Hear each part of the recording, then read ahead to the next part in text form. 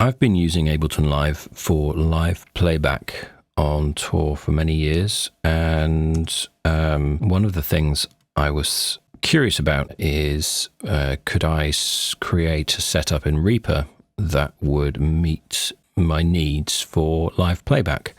I would normally use Ableton Live in session view like this, and the reason I use session view is because in arrange view, when you get to the end of a clip, you have to remember to press stop, which sounds like a very small detail, but when you're in a live situation and the singer decides they want to talk to the crowd for 5 or 10 minutes and you forget to press stop, whatever tracks you have on playback can sometimes just randomly start and no one else is playing, which doesn't look good. So for safety, I've always wanted to have this session view where you have a clip, and when you get to the end of the clip, the song stops, unless you are putting follow actions in, like next, which is great functionality, but it's good that the default is when you get to the end of the song,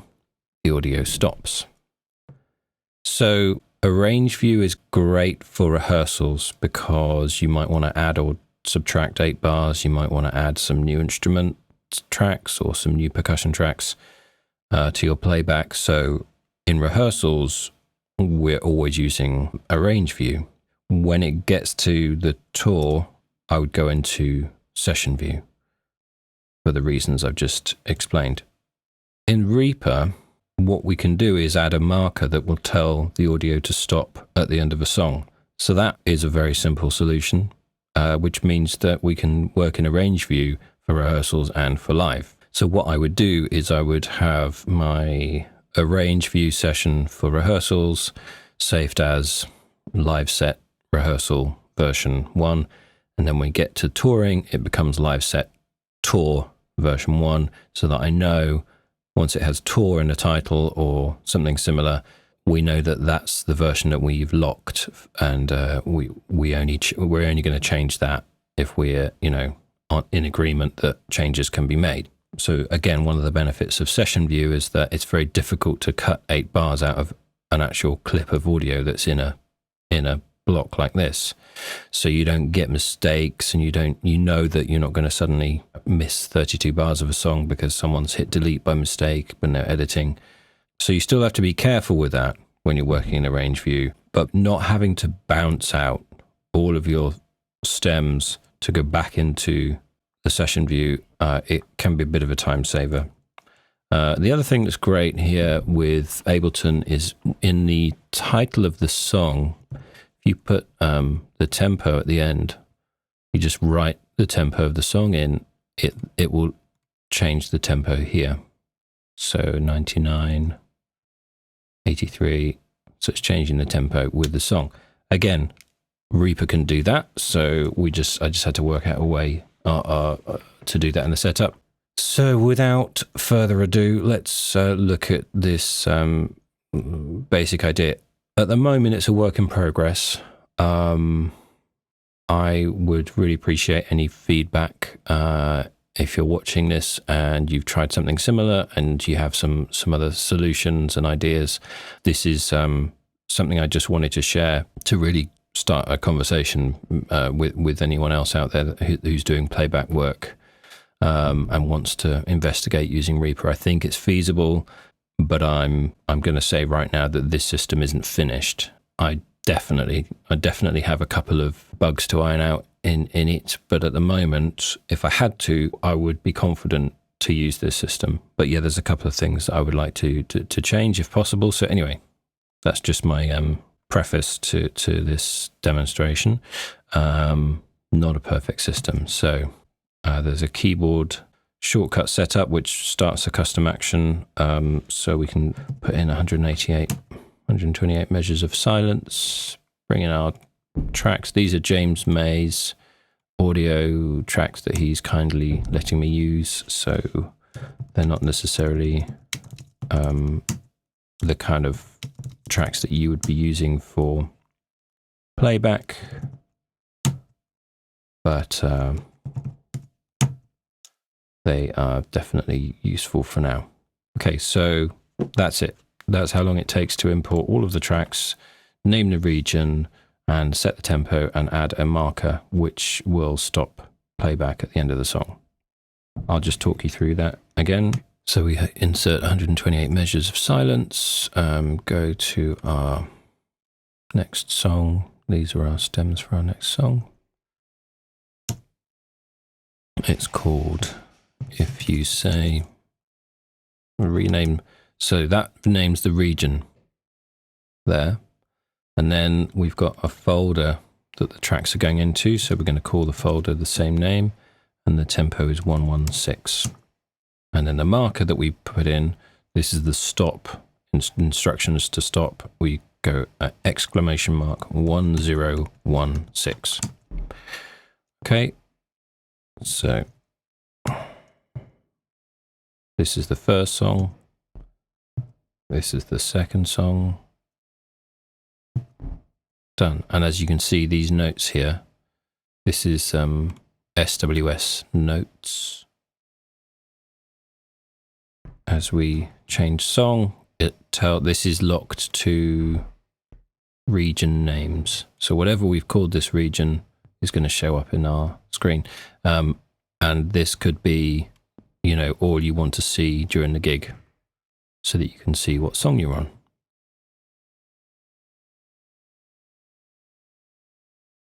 So carrying on, I'm just going to import one more set of stems. This shortcut, this custom action, doesn't matter where the cursor is, it will go to the end of the project, I think. Yeah, so it goes straight to the end of the project. We insert however many measures of silence you want. Select our tracks or stems, and this is called on the line.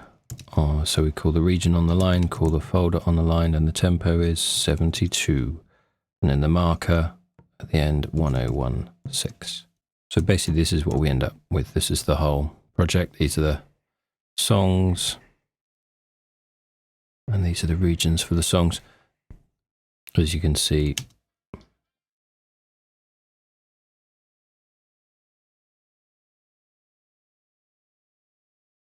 it's playing, stops.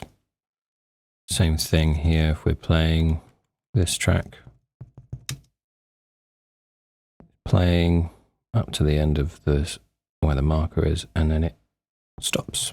Okay, so then I've mapped out my controller keyboard to MIDI notes. So for instance, the specific playback button is mapped to a MIDI channel note on my keyboard. So if I press the notes, you'll see what's happening.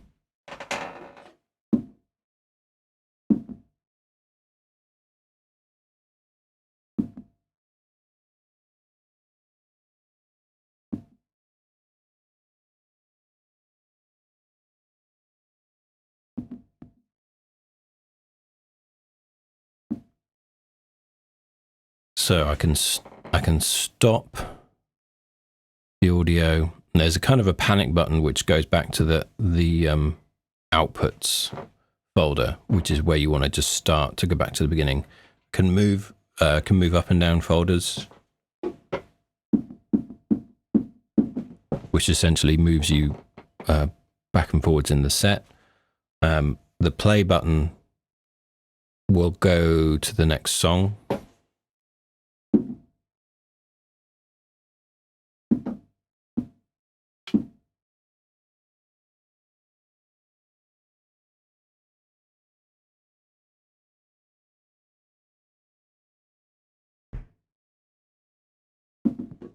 So what it's doing is, so that was me just reaching over to the keyboard to press the actual MIDI buttons. I'm going to go back to just using my mouse and keyboard. So I'll talk you through the functionality of the playback button and the stop button, etc. in a minute. First, I just need to say the routing is important. We're presuming a few things here. One is that you've got all your tracks or stems in good shape and that they all start at the same point and they're all the same length. We're presuming that you know the tempo of your song, you know what your set list, how you want your set list to go. We're presuming you've got a multi-channel sound card or audio interface. So I'm usually working with just an 8-channel output kind of scenario, and this is how I would set it up. I'd have percussion elements on track 1 and 2, music elements, so synthesizers, strings, whatever, pads on 3 and 4, channels 3 and 4 going out of the interface, any kind of vocal BVs or vocal effects coming out of channel 5 and 6 in stereo, and then I'd have bass coming out mono on channel 7, and then channel 8 we use for click tracks, titles, cues, etc. So I'll do another video on click tracks and cues and things, because that's a whole other kind of subject in itself. They go out mono on channel 8, and they would go into a kind of monitoring setup on the stage. So that's information for the musicians and performers. If you've labeled your tracks all the same and all of your stems are kind of really similar, you can filter out things like this. You can filter out everything in the track manager, hide out the filters, hide everything except that in the mixer, and just quickly right click on there and send them to music. Okay, so now you can see, for instance, bass mic 2 isn't sending audio, guitar is sending audio to we changed the theme so that you can see. Okay, so yeah, you can see there's routing on the guitar tracks now. You can see which tracks haven't been routed. So there's a kind of a checklist as well to do at the end. So we could do kick, grab all of these and route them to percussion. We can do snare, grab all of those, route them to percussion. We can do bass.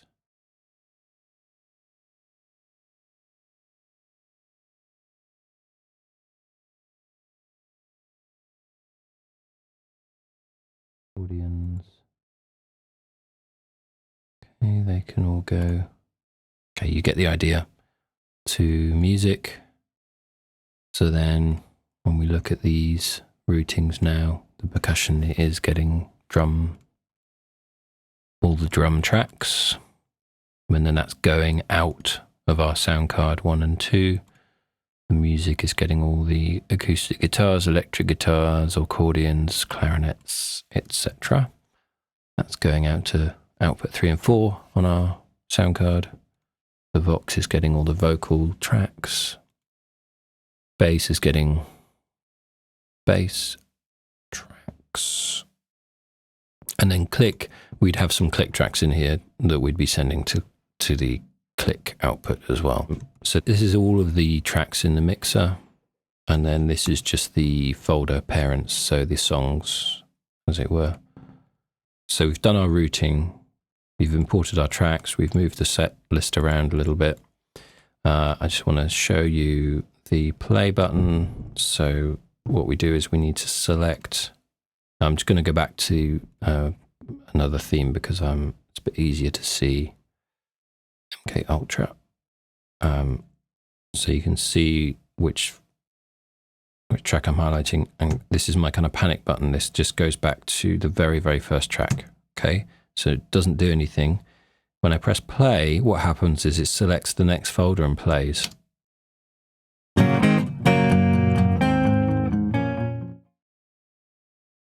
If you can see, we've stopped, and anything that was soloed is unsoloed. Okay, so while you're playing the track, the folder will be soloed. Once you press stop, the stop button has a couple of extra things, in one of which is to unsolo all the tracks. we can go from one song to the other, just moving between the folders. Again, you map these to your MIDI keyboard if you wanted to. And then again, like I said, the stop button stops everything. The panic button goes back to the beginning, so you can start playing one song, then the next song. So the play button just does everything. The play button selects the next song and then we get to the end of the track. Got the marker in, stops playback. Okay, so here's what is going on behind the scenes. This is the import button. It does all of this. Okay, so inserts a new track. So we're presuming here we've created our output tracks at the beginning of the project. So we've got a folder with our output routing going to the audio interface. So the next thing that's going to happen is it inserts a new track at the end of the track list, goes to the end of the project. So if there's nothing in there, it just stays at the beginning. If there's a song in there already, it will go beyond the end or to the end of what you have in your project. So you're not going to be dumping audio in the middle of another song. Okay, so that's the first thing. The edit cursor goes to the start of the next measure, and this is important for tempo related stuff. So again, presuming that your stems start on the beginning of a beat of bar one of your song, we actually want to be importing our audio on the beginning of a beat. If we just go to the end of some pre-existing audio, we might be halfway through a bar, we might be halfway through a beat. We want to go to the beginning of a measure and then insert some silence. And this is just to kind of tidy up the view of how things are going, and maybe you might be using some live reverbs and delays. So again, you want a little space maybe in between songs. You decide how much silence to insert. You just put a number in. Now, insert media files, and this will take you into your folder system of your computer, and you choose the media files that you want, which is the tracks you're using for playback for the song, and then it sets a time selection to the items so that the items get dumped into the arrange view, and we now have a time selection to the items that you've just added. Now insert a region from that time selection and edit, and then that's where you get the pop-up window that says, what do you want to name this track? Select only the tracks with selected items, save current track selection. Okay, so selecting only the tracks with selected items means that the tracks corresponding to the new media items are now selected. We can insert a track above those tracks, rename it, because this is going to become our folder, and then it restores the save track selection, so it goes back to highlighting the tracks with the media items on it, and then makes a folder from the selected tracks.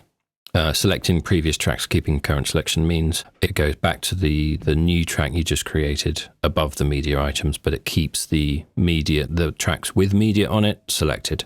Then it makes a folder from those tracks. Now it says insert time signature or tempo marker at the edit cursor. Gives you a pop-up window, you put the tempo in, and then it goes to the end of the time selection for this new region, and then it says custom insert colored marker, which is what gives you the pop-up to put in the exclamation mark 1016 command, which will stop the audio. So that's what's happening for that one key command to import your media items. The next one to look at is the play button. So yeah, it's essentially a simple play button, but it's doing a fair amount. Save current track selection, minimize all tracks. So some of this is probably things that I've put in as a preference, which you might not want to use at all. Save current track selection, minimize all tracks, restore save track selection. Select the next folder. So this is where you have to start with a blank folder, which is your kind of panic button setting. So it starts with the output folder, because the first thing it's going to do is go to the next folder, so that the second folder should be where your first track is, if that makes sense. Save current track selection. Select all folders. So this selects everything in the track and unsolos everything. And then it restores the save track selection. So your save track selection is the song that you're playing now, and solos that folder. So that folder is soloed, which is that safety I was talking about. Select the children of selected folder tracks. and then show selected tracks in the mixer control panel and hide others. Again, so if you've got all the tracks visible in your mixer panel and you want to be able to see them, this will just show you the current song mixer tracks. Select the first items of selected tracks and set to time. So select the first items of selected tracks means if you've got more than one media item in there, it would just select the one at the beginning. Set time selection to items and then zoom to selected items. So this gives you the view on the arrange window. Unset transport repeat state. So this is really important. If we're not in the kind of session view, the Ableton Live session view, what we really don't want is we don't want to get to the end of the song and for the song to just loop back and start again, because we've got a time selection going on, which sometimes means that if the loop is turned on, or we're going to go back to the beginning, from the end of the song, which is really bad news at live on stage. The next thing is play, and then view, go to play position. So yeah, so the main thing it's doing is giving you the kind of safety of soloing the tracks and toggling off any kind of looping. The next shortcut is the stop one. So it's save current track selection, stop, select all tracks, unmute all tracks and unsolo all tracks, and then restore save track selection. So that's really simple. It just takes out any solos. I think unmute all tracks was there when I was using some muting, but I've decided not to use the muting. So I think that's redundant, but maybe it's useful to keep that in there. Not sure. So the other couple of shortcuts are here. Select next folder, select previous folder, and then the kind of panic button is select track 1. So that does this, goes to track 1. Oh, and the other couple of shortcuts are select all folders, set selected folders uncollapsed, minimize all tracks, zoom out project vertical, zoom out project and zoom out vertical, and then restore save track selection. So save current track selection and restore save track selection means that if you're focused on one particular song and we're doing selecting all folders, it will take you back to just being focused on that one song. Otherwise it will mess up the playback system. And then the other one is this one. Minimize all tracks, select all folders, set selected folders small, collapsed, and then zoom out. So those two look like this. This gives you a really condensed overview, and then that gives you the view of all the tracks. You can make them bigger, obviously. So if we go back, song, play the next song. Cool. And then again, you can see the notes changing. Cool.